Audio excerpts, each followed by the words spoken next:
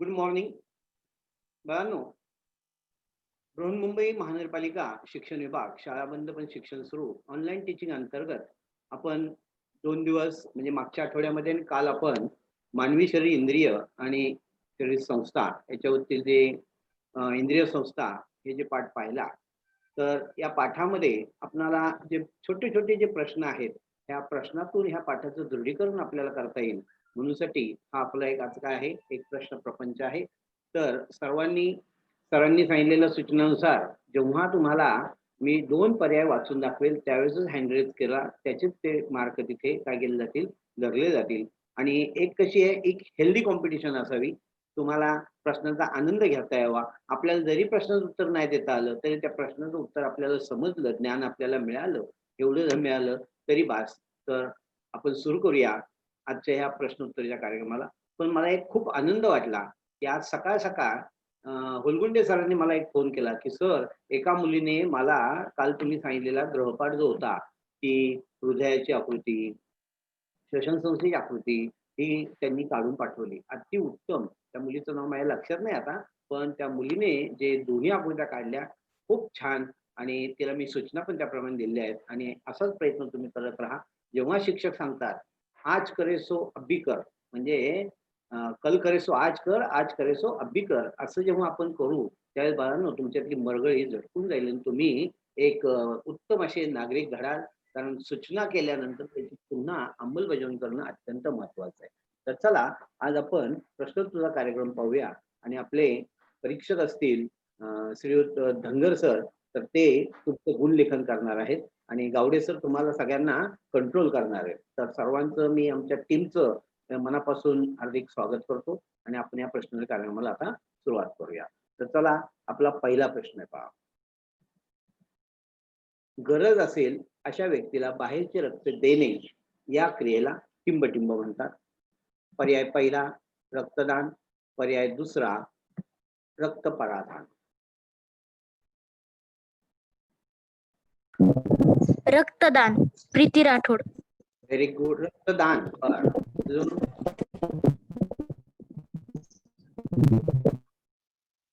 रक्तदान जान्हवी शिंदे. हर्ष सुळे. रक्तदान. होया. वेळ आपला संपलेला आहे.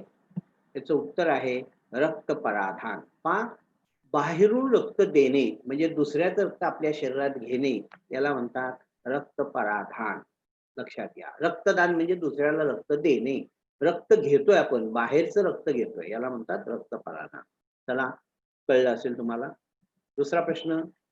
टिंबटिंब या रक्तगटाच्या व्यक्तीला सर्व योग्य ग्राही असे म्हटले जाते. पर्याय आहे ओ रक्तगट, दुसरा आहे ए बी रक्तगट. ओ रक्तगट. हर्ष सुळे. ओ रक्तगट सोहम शिरुडे. ओ रक्तगट यशस्वी सुरवसे. पहा प्रश्न नीट ऐका. सर्व योग्य ग्राही म्हटलंय तर तो रक्तगट आहे ए बी. सर्व रक्तग्राही सगळ्यांचं रक्त घेणारा सर्वांचं रक्त घेणारा याला म्हणतात सर्व योग्य ग्राही तो आहे ए बी. पुढचा प्रश्न आहे बाळांनो. मानवी रक्तगटाचे एकूण टिंबटिंब प्रकार आहेत. पर्याय पहिला 4, पर्याय दुसरा 8.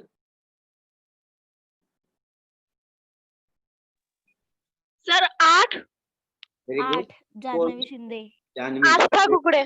छान. Very good. पहा मानवी रक्तगटाचे एकूण 8 प्रकार पडतात. निरोगी मनुष्याचे एका वेळी टिंबटिंब रक्त घेतले जाते. निरोगी व्यक्ती एका वेळी टिंबटिंब रक्त देऊ शकतो. पर्याय आहे 350 मिली, दुसरा आहे 250 मिली. 15 जणांनी हात वर केले.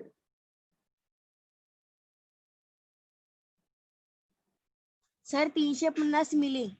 नाव काय? Very good. Sir 350 ml. नाव सांगायचं. सोहम शिरुडे. 350 मिली रसिका पवार. 350 ml सहनशील निरोगी मनुष्याचे एका वेळी 350 मिली रक्त घेतले जाते. बाबांनो, उत्तर सांगितल्यावर नाव सांगा. उत्तर सांगितलं की नाव सांगा. 350 हा, व्हेरी गुड. हे लक्षात ठेवायचं, निरोगी मनुष्याचे एका वेळी 350 मिली रक्त घेतले जाते.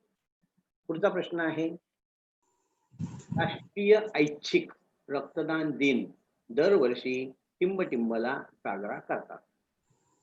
राष्ट्रीय ऐच्छिक रक्तदान, कारण रक्तदान काय कुणी आपण येणे करत नाही, त्याला ऐच्छिक मनापासून जो करणार असेल तो दिवस जो आहे तो दिवस कोणता मला सांगायचा आहे. 1 October, 1 August. 1 October, Janhavi Shinde. Very good Janhavi, 1 October. लक्षात ठेवायचा, हा आपल्याला राष्ट्रीय काय आहे, रक्तदान दिन 1 ऑक्टोबर. पुढचा प्रश्न आहे, टिंबटिंब या यंत्राने रक्तदाब मोजतात. पहिला पर्याय आहे स्पिग्मोमॅनोमीटर आणि दुसरा आहे सेस्मोमीटर.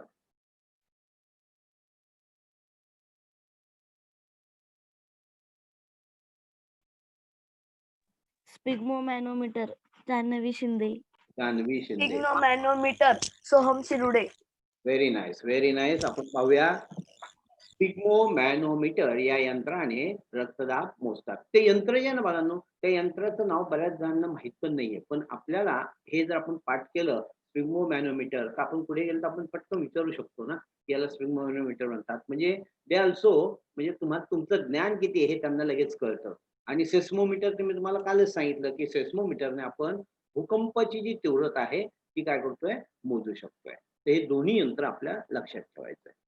पुढचं जे आहे, AB या रक्तगटाचा शोध टिंबटिंब या शास्त्रज्ञाने लावला. पर्याय आहे कार्ल लँडस्टर, दुसरा पर्याय आहे डिकास्टेलो व स्टर्लिंग. AB या रक्तगटाचा शोध या शास्त्रज्ञाने लावला. डिस्कॉलो व डिकास्टेलो व Sterling, Janhvi Shinde. Prasanna Vapare. Very good. Prasanna Vapare. Very nice, you can read it. Decastello व स्टर्लिंग यांनी AB या रक्तगटाचा काय लावला, शोध लावला. तर व्हेरी नाईस. पुढचा प्रश्न आहे, हृदय हा स्नायूमय पंप ही संकल्पना टिंबटिंब या शास्त्रज्ञाने शोधून काढली किंवा त्या शास्त्रज्ञांनी ती मांडली. पर्याय आहेत हृदय William Harvey, doctor Karl Landsteiner. Doctor Karl Landsteiner. Doctor Sachin. Karl Landsteiner. पाहूया आपण पर्याय बरोबर आहे का. Doctor Karl Landsteiner, Soham Shirude. पुढचा प्रश्न आहे, हृदय स्नायू टिंबटिंब असतात. हृदय स्नायू टिंबटिंब असतात. आता काही स्नायू आपले हे आपल्या मनावरती काम करतात, काही आपल्या मनाच्या विरुद्ध काम करतात. तर हृदय स्नायू कोणता आहे, तर पर्याय पहा, अनैच्छिक आणि ऐच्छिक. तर हृदय स्नायू कोणते असतात या दोन्हीपैकी.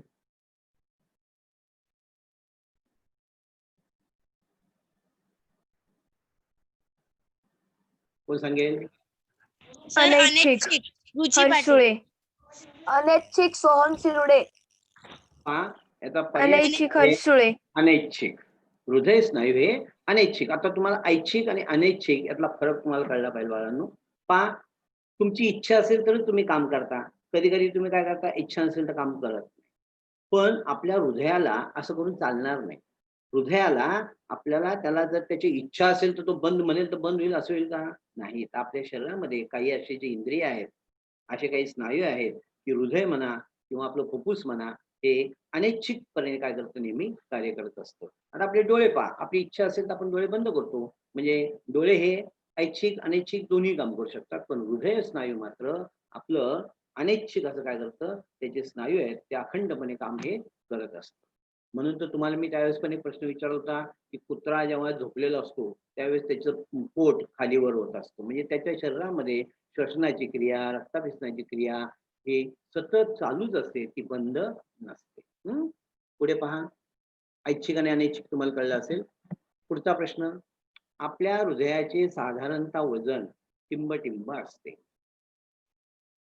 पर्याय आहे 360 ग्रॅम, दुसरा आहे 260 ग्रॅम. आपल्या हृदयाचं वजन 260 gram Janhavi Shinde. 360 gram Vedika Bashte. 360 gram Astha Kukde. Astha Kukde. बघूया आपण. Very good. तर आपल्या हृदयाचे साधारणतः वजन हे 360 ग्रॅम असते. Very nice. हे लक्षात ठेवा, 360 ग्रॅम. पुढे टिंब हे उदर पोकळी व उर पोकळी यांच्या दरम्यान असते. उदर पोकळी आणि उर पोकळी हे आपल्याला कळलं पाहिजे. उदर आणि उर यांच्या दरम्यान असते. श्वासपटल, फुफ्फुस.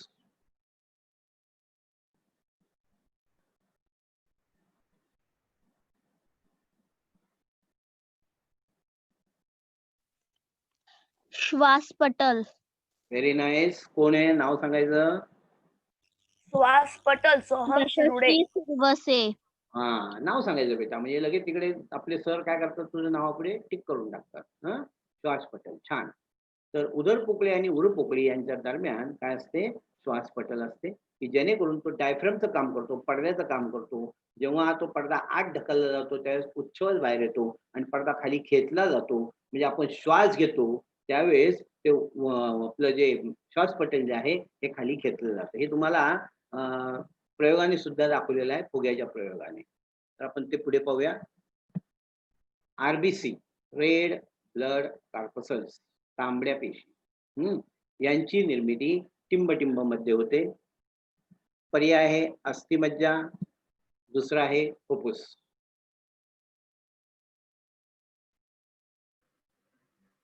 RBCची निर्मिती टिंबमध्ये होते. मज्जा. रसिका सावंत. Very good Rasika. अस्थिमज्जा. पहा, अस्थिमज्जा म्हणजे तुम्हाला मी काल पण सांगितलं बाळांनो, जे आपली मोठी हाडे आहेत, गोल हाडे आहेत, त्याच्या आतमध्ये या RBCची काय होते? निर्मिती होते. पुढचं जे आहे ऑक्सिजन युक्त रक्ताचा सामूह म्हणजे पीएच टिंब असतो. जेव्हा तुम्ही ब्लड घ्यायला जाता त्यावेळेस तुमचा पहिला पीएच पाहिला जातो आणि पीएच पाहिला तरच तुम्हाला सांगतात की तुम्ही रक्त द्यायला योग्य आहात. जर तुमचा पीएच बसला नाही त्यांच्या याच्यामध्ये तर तुम्हाला रक्त ते देऊ शकत नाही, म्हणजे तुम्ही रक्तदान करू शकत नाही. तर ऑक्सिजनयुक्त रक्ताचा सामूह टिंब असतो. तर तो काय पर्याय असेल त्याचं सांगा. आम्लारी धर्मी की आम्लधर्मी?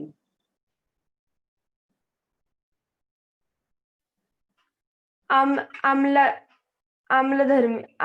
आम्लारी धर्मी. Very good. काल पहा मी तुम्हाला एक साधे आम्लारी धर्मी सोहम. छान. पहा, मी काल आम्लारी धर्मी सोहम शिरुडे. ओके. काल मी तुम्हाला बोलता पण सांगितलं बाळांनो की आपलं रक्त हे खारट लागतं. तर तुम्हाला सर आपण चव कशी घेणार? तर जेव्हा आपल्याला बोटाला कापलं जातं त्यावेळेस आपण जर तोंडामध्ये ते बोट जर पकडलं तर रक्तस्राव आपला हा थांबला जातो. आपल्या लाळेमध्ये पण तो गुणधर्म आहे. परिणामी त्या फायब्रोजिन या धाग्यांमुळे सुद्धा आपलं रक्त गोठलं जातं. म्हणून मी काल तुम्हाला बोललो की आपलं रक्त हे खारट लागतं. आणि आजकाल तुम्हाला माहिती आहे गावच्या मुलांना सगळ्या बिबटे जे आहेत त्या बिबट्यांना आता ते मानवाचं रक्त त्यांना काय लागायला लागलंय? खारट लागल्यामुळे त्याला चव आली आणि मग तो जास्त करून मानवावर हल्ला करायला लागलाय आणि परिणामी माणसांना आता खूप सावध राहावं लागतंय. गावची मुलांचं मला खूप कौतुक वाटतं, कारण गावी संध्याकाळी लाईट जाते, खूप डेंजर, आणि रात्री 11 नंतर येते तरी सुद्धा ही मुलं सकाळी उठून आपल्या ह्या लाईव्ह लेक्चरला हजर राहतात. खूप मला त्यांचा अभिमान वाटतो.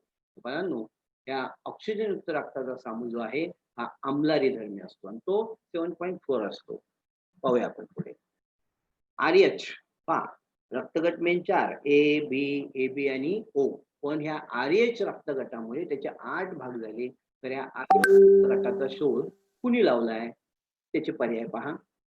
विनर लँडस्टेनर आणि विल्यम हार्वे.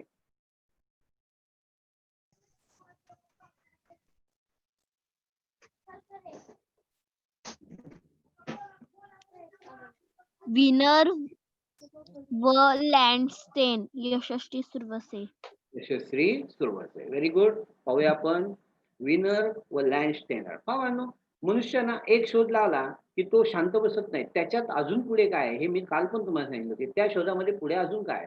मग त्यांनी काय केलं? अजून शोध लावला. तर त्यांना कळलं की ह्या ए-बी, बी-ओ याचे पण अजून 2 गट पडतायत. तर त्यांनी RH पॉझिटिव्ह आणि RH निगेटिव्ह म्हणजे समजा आपण ए म्हटलं तर ए निगेटिव्ह, ए पॉझिटिव्ह अशा पद्धतीने त्याने पॉझिटिव्ह आणि निगेटिव्ह ह्या 2 घटकांचा शोध लावल्यामुळे त्या 4 चे किती झाले? 8 झाले रक्तगट आणि याचा शोध लावण्याचं मुख्य काम केलं विनर आणि लँडस्टेनर यांनी. पुढचा जो प्रश्न आहे श्वसन क्रिया आणि श्वसन संस्था याची सुरुवात टिंब पासून होते. पर्याय आहे नाकापासून, घशापासून. घशापासून. श्वसन संस्थेची सुरुवात आपण पर्याय पाहूया. नाका नाकापासून. निसर्गाने आपली अन्न नलिका आणि श्वसन नलिका जिथे जोडलेली असतात. तुम्ही जर चित्र पाहिलं पुस्तकामध्ये तर त्याच्या तिथे सुद्धा जाडसा भाग झालेला आहे. कारण 2 नलिका तिथे काय जॉईन झालेल्या आहेत. एक आहे अन्न नलिका आणि दुसरी आहे श्वसन नलिका. पण आपल्या श्वसन क्रिया आणि श्वसन संस्थेची सुरुवात मात्र कुठून होते? आपल्या नाकापासून होते. छान. हे लक्षात घ्या. जरी आपलं चुकलं तरी आपण त्यातून क्लिअर व्हायचं. पुढचं जे आहे टिंबच्या पोकळीत झडपा असतात. टिंबच्या पोकळीत झडपा असतात. आपल्या धमन्या आणि शिरा तुम्हाला तर माहिती आहे. मग यापैकी कुणाच्या याच्यामध्ये झडपा असतात ते आपण पाहूया. धमन्या आणि नीला.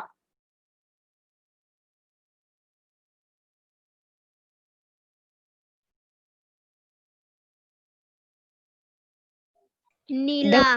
यशस्वी सुरवसे. पाहूया आपण नीला. भावांनो आता तुम्हाला हे पण शास्त्रीय कारण कळलं पाहिजे की नीलांना झडपा का असतात.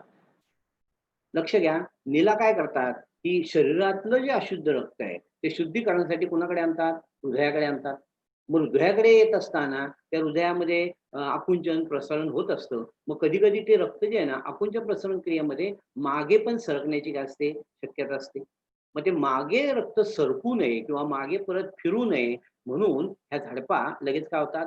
बंद होतात की जेणेकरून हृदयाला आवश्यक असणारं तेवढं रक्त काय केलं जातं?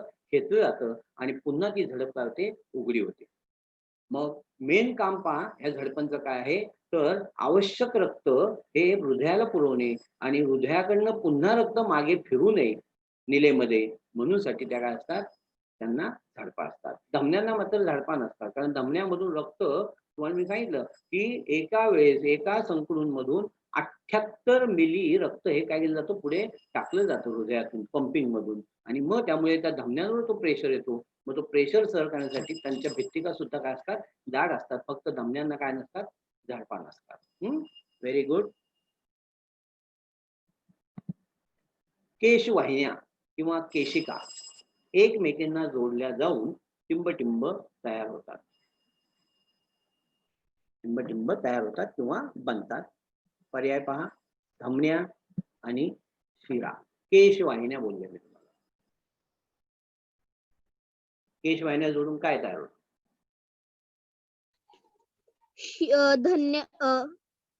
धमन्या. पाहूया आपण उत्तर. मी सांगतो तुम्हाला स्पष्टीकरण. शिरा.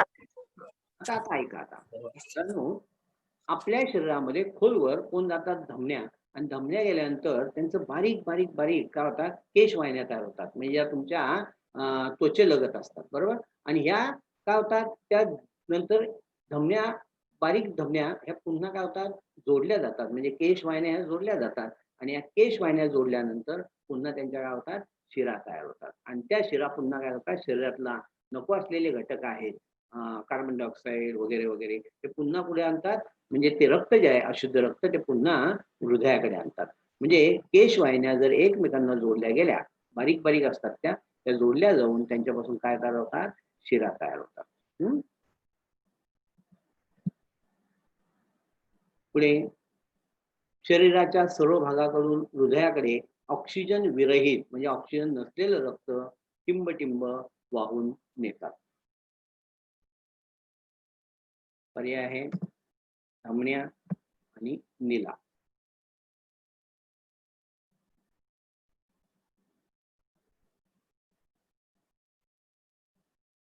8 जणांनी हात वर केले.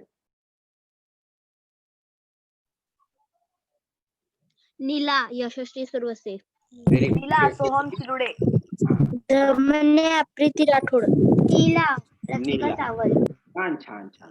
म्हणजे ऑक्सिजन विरहित म्हणजे कोणतं? अशुद्ध रक्त. बाळांनो, आता हे जे मी प्रश्न तुम्हाला देतोय ना, ह्या प्रश्नाचा उपयोग तुम्हाला फरक स्पष्टकरामध्ये सुद्धा तुम्ही हे लिहू शकता. पहा, शरीराच्या सर्व भागाकडून हृदयाकडे ऑक्सिजन विरहित रक्त वाहून नेण्याचं काम कोण करतं?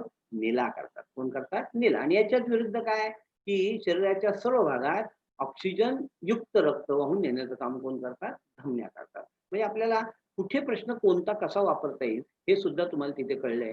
तर व्हेरी नाईस. ऑक्सिजन विरहित म्हणजेच अशुद्ध आपण त्याला म्हणूया, हे जे रक्त शरीराकडून हृदयाकडे आणण्याचं काम नीला करतात. छान. पुढचा जो आहे, ऑक्सिजन युक्त रक्ताचा समूह टिंबटिंब असतो. आता इथे पहा, मगाशी आपला प्रश्न होता की रक्त टिंबटिंब समूहचा असतो, बरोबर. मग आता इथे काय आलंय? ऑक्सिजन युक्त रक्ताचा समूह टिंबटिंब असतो. प्रश्न पर्याय आहे 7.4, 6.4.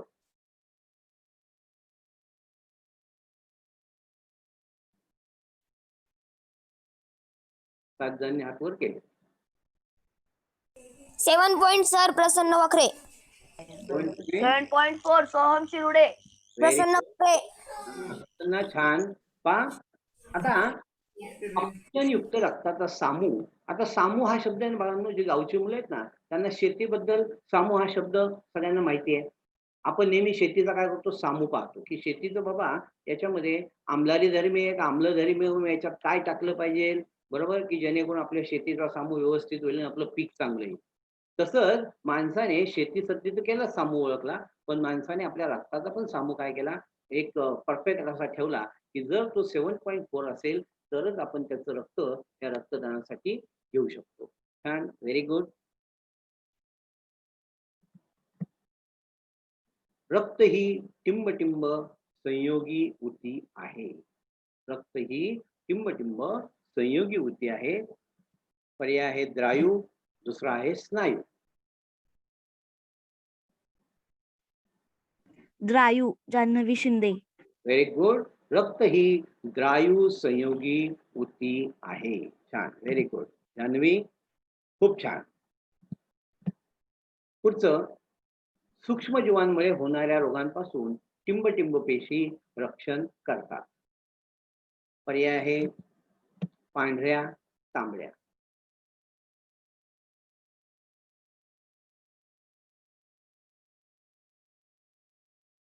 सर पांढऱ्या. रुची पाटील. रुची पाटील. Very good. सूक्ष्मजीवांपासून संरक्षण करण्याचं काम त्या पांढऱ्या पेशी म्हणजे WBC, व्हाईट ब्लड कॉर्पस्कल्स, हे आपल्या काय करतात? आपल्या सूक्ष्मजीवांपासून म्हणजे इतर रोगांपासून आपलं काय करतात? संरक्षण करतात. म्हणून त्यांना सैनिक पेशी पण असं म्हटलं जातं. छान. Very good. पुढचं, टिंबटिंब रक्तपेशींना केंद्रक नसते. पर्याय आहे पांढऱ्या, तांबड्या.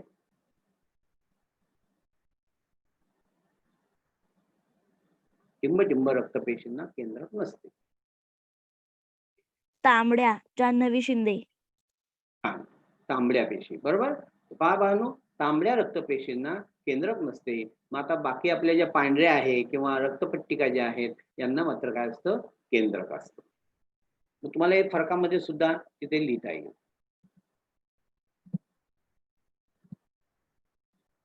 आता काल त्या मुलीने मला आकृत्या पाठवल्या आणि त्या आकृत्यांमध्ये तिला कळलं की बाबा वरच्यांना काय म्हणतात, खालच्या कप्प्यांना काय म्हणतात, हृदयाचे किती कप्पे झाले. जर तुम्ही नीट जर निरीक्षण केलं तर तुमच्या पुढे फीचरमध्ये तुम्हाला जर हृदयाची नुसती आकृती काढा म्हटलं आणि तुम्ही नुसते कप्पे जरी दाखवले तरी सुद्धा तुम्हाला तिथे 1-2 मार्क सहज मिळू शकतात.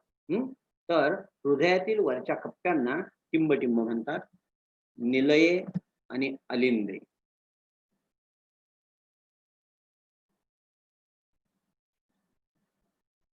अलिंदे जान्हवी शिंदे. Very good. पहा, हृदयाच्या वरच्या कप्प्यांना अलिंदे म्हणतात, बरोबर. आता हे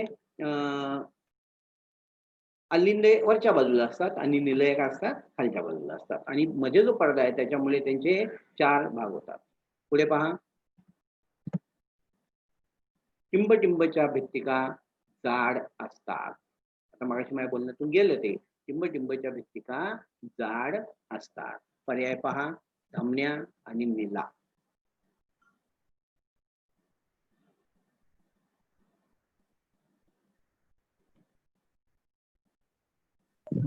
धमन्या प्रीती राठोड धमन्या रसिका पवार. धमन्या प्रीती राठोड प्रीती राठोड. छान. धमन्या रसिका पवार.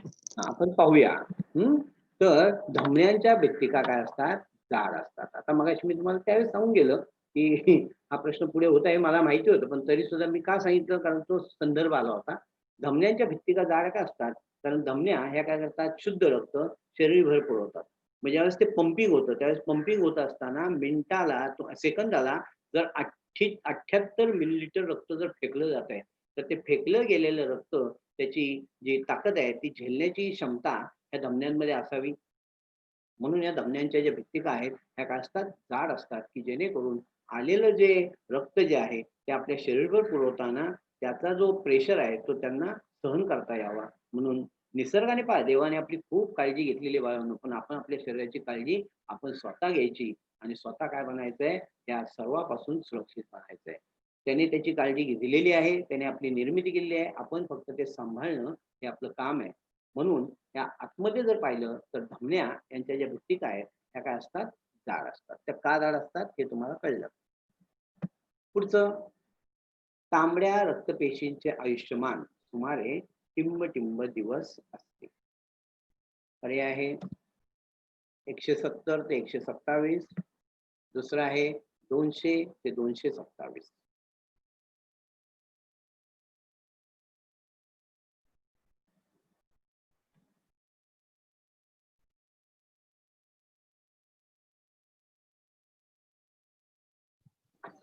शंभर 100 ते 127 दिवस. हरीश सुळे. 100 ते 127 शंभर ते जान्हवी 127 शिंदे. प्रीती राठोड किती सुरू असेल. छान.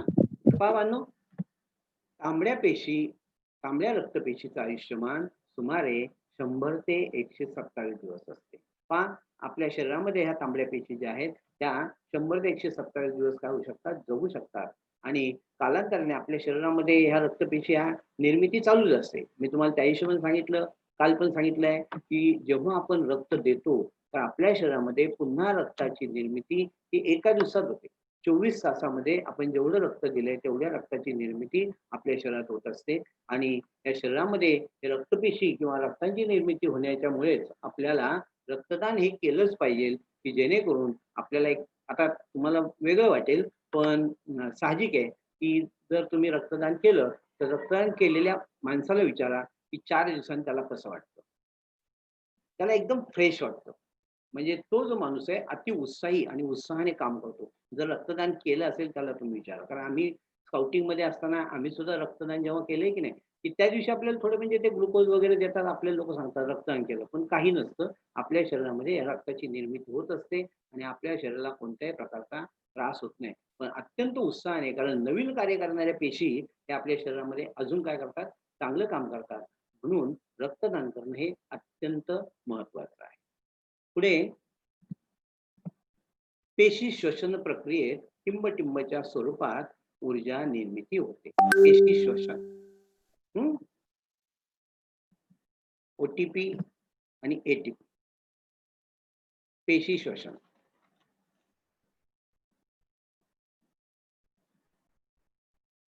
OTP. हरीश सुळे. पेशी श्वसन. पाहूया पर्याय एटीपी. आता हर्ष सुळेने काय सांगितलं, ओटीपी. मी मुद्दामून काय घेतलं, रॅमिंग जुळणारं घेतलं, ओटीपी आणि एटीपी. पहा, पेशी श्वसन प्रक्रियेत एटीपीच्या स्वरूपात ऊर्जा निर्मिती होते आणि जवळजवळ ती 38 असते. किती असते, 38. 38 एटीपी आपले काय होतात त्यावेळेस निर्माण होतात. तर एटीपी म्हणजे काय, तर ॲडिनो ट्रायफॉस्फेट आणि ओटीपी तुम्हाला माहिती आहे, आपल्याला आपण काही जरी मेसेज किंवा काय मेल पाठवला किंवा हे केलं तर आपल्याला ओटीपी येतो. तो ओटीपी म्हणजे काय, one time password. One time password की ज्या मोबाईलमध्ये तो आपल्याला येतो. म्हणून पेशी श्वसन प्रक्रियेत एटीपीच्या स्वरूपात ऊर्जा निर्माण होते. ATP adenosine tri phosphate. तर बाळांनो, आपण त्या पाठामध्ये पाहिलं की आपल्याकडे श्वसन 3 प्रकारचं असतं. एक बहिःश्वसन, अंतःश्वसन आणि पेशी श्वसन. तर या पेशी श्वसनामध्ये जी निर्मिती होते, ग्लुकोजचं रूपांतर होतं. त्यामध्ये तुम्ही जर पाहिलं तर ऑक्सिजन हा मुक्त होत असतो आणि जी ऊर्जा निर्माण होते ती एटीपीच्या स्वरूपामध्ये साठवली जाते. पुढचा प्रश्न आहे, श्वास आणि उच्छ्वास या दोन्ही क्रिया टिंब प्रकारच्या श्वसनात येतात. श्वास आणि उच्छ्वास या दोन्ही क्रिया टिंब प्रकारच्या श्वसनात येतात. एक आहे बाह्य श्वसन आणि दुसरं आहे पेशी श्वसन.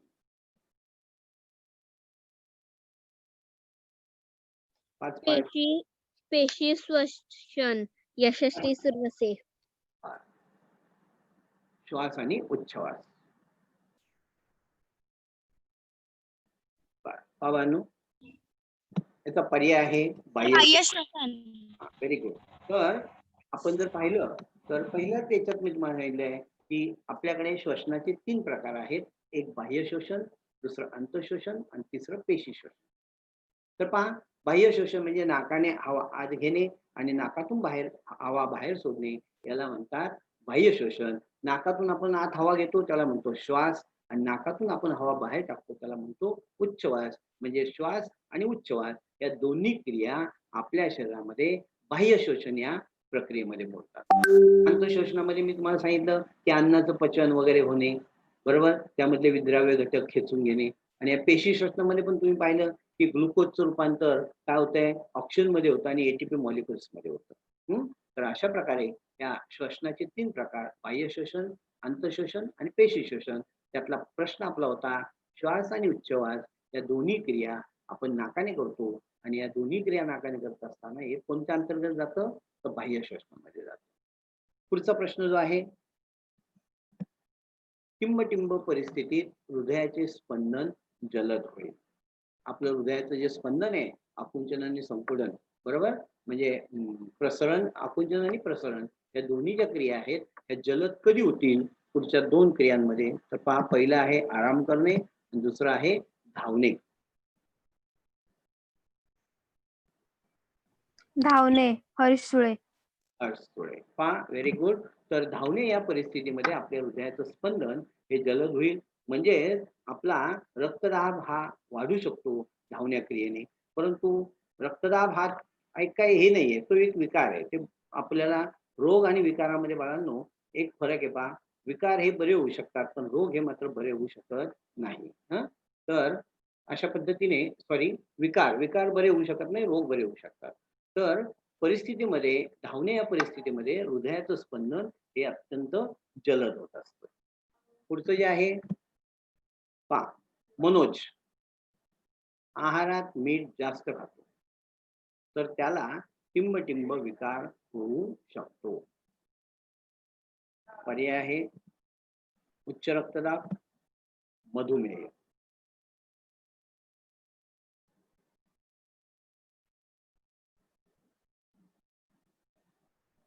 मनोजने आहारात मीठ जास्त घेतलं तर त्याला कोणता विकार होऊ शकतो? मधुमेह. पर्याय पहा, उत्तर पहा, उच्च रक्तदाब. म्हणून जेवताना वरून मीठ घ्यायचं नाही, बरोबर. जे तुमच्या अन्नात असेल मीठ तेच मीठ तुम्ही खाण्याचा काय करा, शक्यतो प्रयत्न केला. आणि मी तुम्हाला काल पण सांगितलं की आपल्याला इंडियन जी आपली म्हणतात ना टॅलेन्सी, ही इतकी जबरदस्त आहे. पण काय केलं जात आहे, आपल्या ह्या टॅलेन्सीला कुठेतरी छेद दिला जातो. आपल्यामध्ये कोणते तरी विकार, कोणतरी आजार पसरवण्याचं काम हे करत असतात. आणि मग तुम्ही जे लेज वगैरे जे खाता की नाही बाळांनो, त्या लेज मध्ये पहा, काही मुलं काय करतात, ते झटकतात. का झटकतात? कारण त्याला मिठाची क्षमता जास्त असते. आता भलं त्यांनी आतमध्ये ते मीठ टाकलंय की चव येण्यासाठी, निर्जंतुकीकरण करण्यासाठी किंवा खारवणे या पद्धतीतून ते जास्त दिवस टिकून राहील, पण ते आपल्याला काय घातक आहे. म्हणून वरचं मीठ आपण जास्त खाऊ नये. की जेणेकरून आपल्याला उच्च रक्तदाब हा विकार होऊ शकतो. म्हणून मनोजला हा उच्च रक्तदाब हा विकार होऊ शकतो. त्याने वरचं मीठ म्हणजे जास्त मीठ खाऊ नये.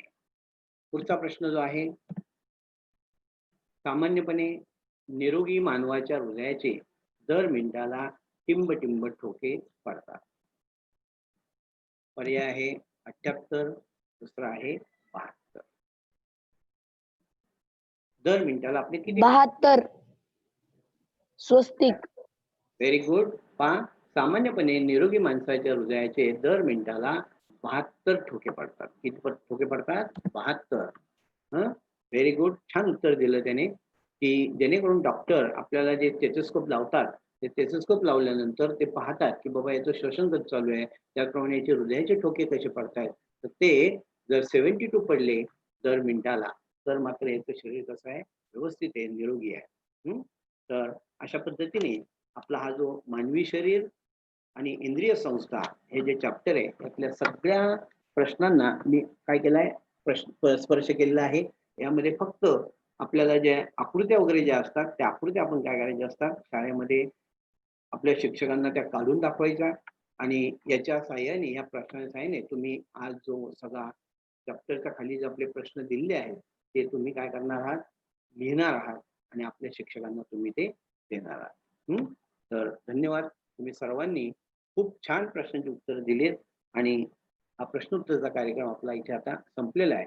तर आपले धनगर सर जे आहेत ते तुम्हाला काय करतील? तुमचं स्कोर सांगतील आणि स्कोर सांगितल्यानंतर आमच्याकडे तुमचं ते सगळं लिखित असेल आणि योग्य वेळी तुम्हाला आम्ही काय करणार आहोत? सर्टिफिकेट देणार आहोत. धन्यवाद. अजून काही प्रश्न असतील तर मला तुम्ही विचारू शकता.